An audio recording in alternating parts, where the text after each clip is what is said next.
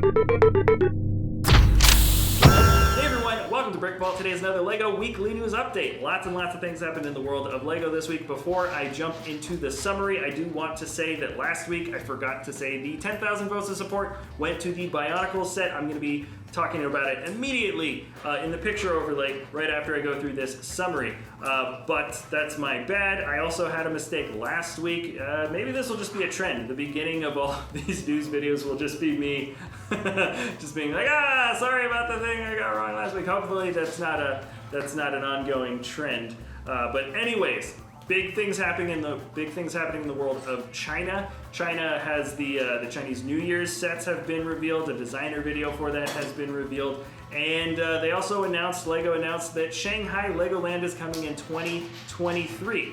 The Batmobile set, the 1989 one, has been revealed officially. We've got a review out for it.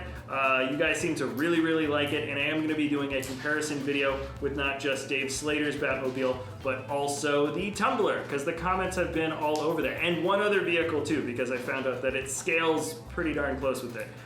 Tons of other things actually happened in the world of LEGO this week, so we're going to be talking about a lot of things. But first, before I jump into all of it, what did we put up in the web store this week? This custom build is the Winter Grocer set from Space Bricks. It's built in a similar fashion to a lot of the Winter Village sets that have been coming out for the past decade. The front of the model is very vibrant and detailed. There's some produce sitting out there. We've got a well, comes with a horse and cart, as well as a different kind of build for a Christmas tree. If you're a fan of Lego bricks, you might also enjoy the interior. And yes, I know it's November 9th as of the airing of this video, and I've already addressed it in the comments of the actual review, but it does take a couple of weeks usually ordering pieces online, like from Bricklink or something. So if you want to have the parts ready to build by the time December comes around, it makes sense that we launched it a bit early. So that's my excuse for putting a Christmas themed thing out way ahead of time. Okay, moving on. Cough cough, you can click the link in the description below. www.brickvault.toys is where to go. That rhymed, so it's true. We're moving on to the Legends of BIONICLE, celebrating 20 years of LEGO stories from the designer Sakota, officially got 10,000 votes of support. It shot right up through the ranks, getting tons of votes really, really quick, which shows that the long-term and very kind of hardcore fan support is really there for a Bionicles commemorative set. And it's pretty interesting. It's also ambitious. There's 3 different scenes. They're also built at different scales, which is interesting. Microfigs, minifigs, brick-built figs, which gives you the opportunity to build in a few different styles, which I think is kind of fun. Congrats to Sakota, the designer. Not only is it not easy to get 10,000 votes of support, but I think he set some kind of record, or at least they are in the very, very top group of people to get support so fast. One other set got 10,000 votes, but you're not going to know what it is until the end of this video, because normally I talk about ideas at the end. Okay, moving on, the 1989 Batmobile has been revealed. We've got a full review video. I'm going to leave it linked in the description below, so that's going to be it for this main set, not talking about it anymore. But I did also want to say, because I didn't include this in the review, that the 1989 Batmobile limited edition set, it's going to be set number 40433, will be available when the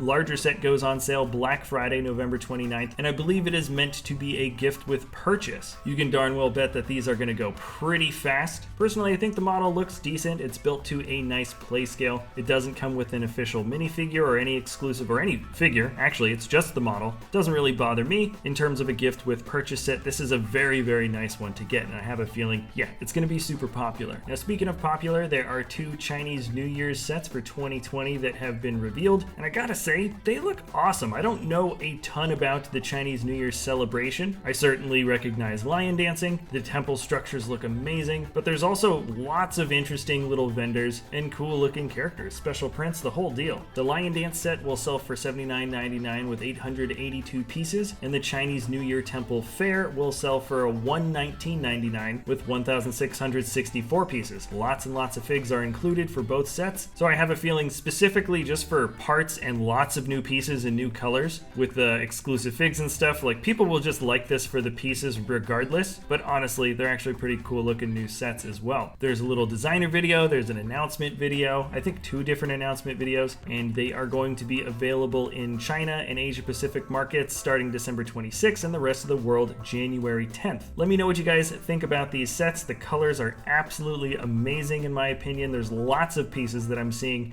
in new colors for the first time, which is really cool. And yeah, they definitely look like a lot of fun. And let's segue on over to a not so different themed story. Legoland Shanghai has been announced for 2023. This is the third park that's going to be opening soon. 2020 has Legoland New York pegged. In Korea, there's going to be a Legoland in 2022. And outside of that, there's, I don't know, it's not much more than just a basic announcement. We have this weird little graphic to look at, and for the most part. So anyways, if you're living in China, maybe this is something to get excited about. You got 3+ years still to wait, but generally I get happy when I see that Lego is expanding and just doing stuff that shows that they are confident in, you know, expanding the brand and just bringing bricks to more people. I saw this next article from Alan Train at thebrickfan.com. The Lego Lead User Lab has released a new survey, and it's basically the Lego brand asking you what you think about certain projects that they may or may not be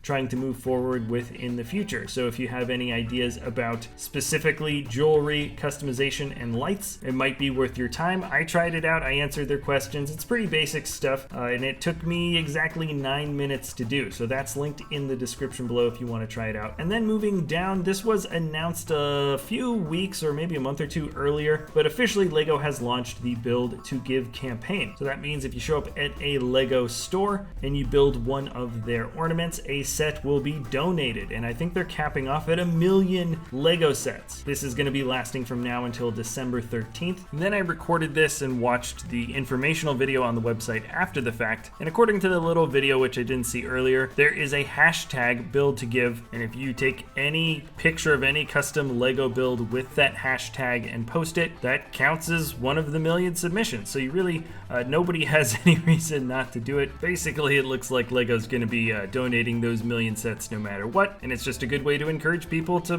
post cool custom little pics of their builds. So anyways, moving on. Next up, Lego has announced that they are going to be participating in the Macys Thanksgiving Day Parade with a float, and the cool thing is that it is based on a kid's design called the Brick Changer, and it's part turkey and part dragon. I think it looks pretty good. It's thematic, it looks weird and interesting, certainly creative, and I'm curious to see what the float looks like in real life. Right now we just have this digital rendering. Now let's finish off with Lego Ideas. From the designer Aldrin, we have this ship called the Huascar. I think I'm saying that right. This too, like the one I talked about in the beginning of the episode, was voted through very, very quickly. I have a feeling that this guy was really good at promoting this set and had a super solid support group to help get the word out there, so congrats. And the ship's actually pretty cool. Right now it's just a digital rendering coming in at just under 3,000 pieces. It's a pretty massive build. At first I thought it was a kind of tanker, but it's actually a ship that was built before the 1900s and served in Peru's Navy. Anyways, pretty cool build. Double congrats, Aldrin, for joining the 10,000 club. And now back to me in the studio. All right, that is going to be it for this episode, everybody. Thanks a lot for watching. Top 10 mocks of the week is tomorrow.